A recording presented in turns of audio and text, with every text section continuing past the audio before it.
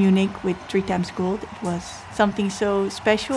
Jürgen is out-muscled by Femke Bol, who's on her way to win her 3rd gold of these championships. I think it's one that will stay with me for a long time. What an incredible championships from Femke Bol. I was sitting with my coach and I was like, I'm not sure I can do it, I'm not sure. It was straight after Eugene, the World Championships. I had 2 times silver and he was like, I think you can do it, but you have to believe it, otherwise you won't make it. So I thought about it and I talked with a lot of people, with my coach, with my parents and my boyfriend about it. And I thought, okay, I'm just gonna give it a shot. I think I can do it. What a treat that the programme allowed Femke Bol of the Netherlands to attempt a 400 flat and 400 hurdles double.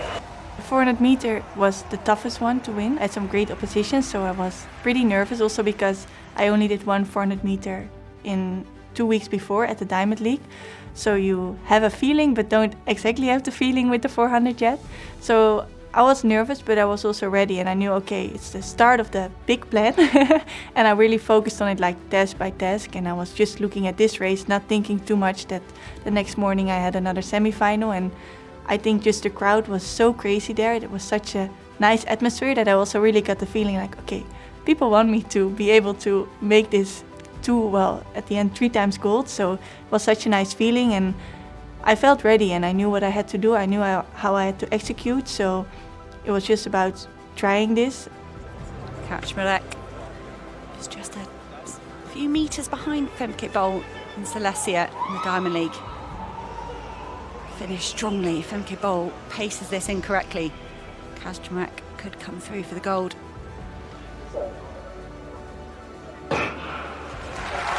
And they're off. I think you never know for sure, because you never know what others are gonna do, but I felt strong. I felt like I could push, so I started to push. And then when you're a bit loose, you know you just have to keep running and hope they're not getting back, because everyone gets lactic at one point. And I think I was so focused on how I had to execute it that I didn't think too much. But I feel like Femke Bol is just getting into her running as we hit the 200 metre mark.